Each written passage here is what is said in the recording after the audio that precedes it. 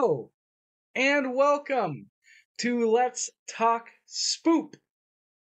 I'm your host Don, and happy holidays because it is the month of holidays, also known as December. I am going to do a special holiday-related series. I try to do it every year, not always with great success, but this year I'm covering Silent Night, Deadly Night, which has 5 films in it, which should cover the entire month.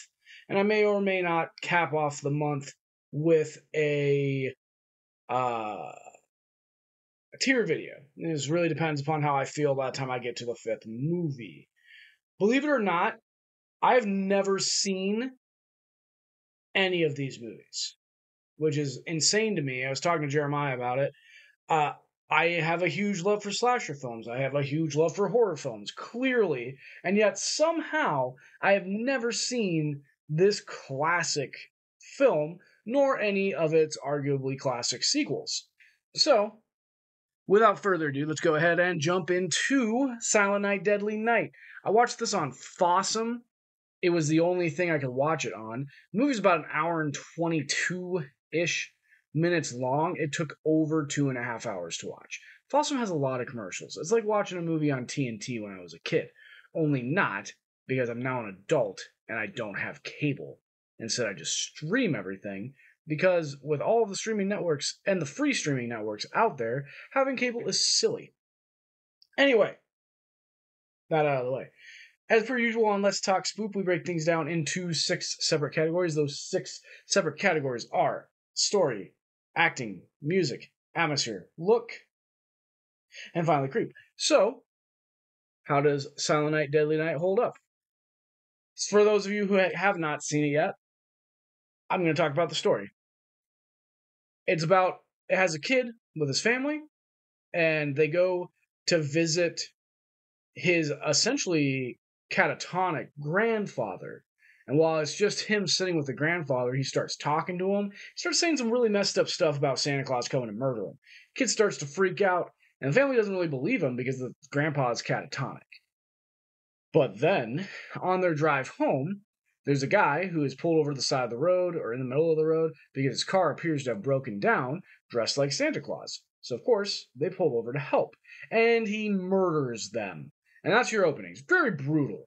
There are boobs in it, because of course there are. This is a movie made in the 80s about killing people, so there's got to be boobs in it. And he appears to be about to force himself on the mother, but she does something to upset him, so he shoots her in the head instead. So I'm glad I didn't have to watch that. And then we fast forward to the kid is now in some sort of Catholic orphanage, and he's acting out because he's got PTSD because he watched his family get murdered. But obviously, these nuns in the 70s/80s don't know how to deal with that, so they proceed to punish him. They tell him that anything sexual is bad because he caught, I think, another nun banging a dude. So they tell him anything sexual is bad, and if you do anything bad or naughty, you have to be punished. And then they beat him because that's what they do. We then fast forward a little bit more, and Billy? I think his name was, Billy. Billy is now 18 years old, and one of the nuns who's nicer, I think she's the one that he caught banging the dude, I'm not sure. But anyway, one of the nuns who is nicer hooks him up, gets him a job working in a, outlet store, doing, moving boxes and stuff. He's big. He's a unit of a gentleman. So we then get kind of a montage of him building relationships and rapport with these people and kind of setting his life right, kind of. But then, last minute, the mall Santa breaks his ankle. Cannot come in. And this kid has got this psychological problem with Santa Claus. He has since he was a kid. And now he's an 18-year-old adult. And because they don't have anybody to play Santa, they get him to play Santa. And obviously, that doesn't go well. These people at the mall don't know about his psychological issues. Because again, it was the 80s where we didn't talk about that sort of stuff at all. And yeah, he then goes on a killing rampage. And that's essentially the concept of the movie. There are some other really cool scenes I especially love when the cops shoot the wrong Santa in front of a bunch of children. Um, and then we get kind of a little bit of a cliffhanger ending, and that's the whole movie. I loved it. And 5 out of 5 for a story. I enjoyed the idea. This is one of the original, like, Santa Goes Crazy, but I really enjoyed that our psycho killer is, you feel bad for him. And they did a very good job, especially for the 80s, of building up that character and making you feel for him. Like, you understand why he's doing what he's doing. You don't approve necessarily. I don't approve of it, but you understand. And I really appreciated that. So 5 out of 5. For acting, it's kind of generic. Most of the characters are one-dimensional with the exception of Billy. But then when Billy goes crazy, all he says really is naughty for the rest of the movie. So his ability to act just kind of vanishes. So I gave it a 2.5 for acting. Music. I love when they put Christmas music in horror films, and it's done right. I appreciate it. I think it's great, and I thought that they used it very well. So I gave it a 4.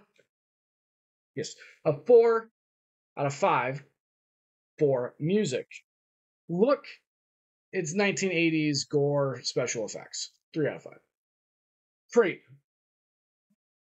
This movie's not creepy. However, it does make you think about the inherent trust that we put into mall Santas, which is a creepy concept. There are other movies that do that. There are other movies that are not horror movies that do that, like Bad Santa. But it makes you think about that, which adds a little bit of creepiness to it. So I gave it a 2 out of 5 on creep. I was a little bit more generous than I normally am in the creep category. So we tally up those scores and we get a 3.4. So we're going to round it up, say 3.5 out of 5 skulls for Silent Night, Deadly Night on Fossum. If you have any thoughts, comments, concerns, please feel free to drop them down in the comment section below. But remember, be polite, because if you're not polite, we just delete your comment. So just be polite.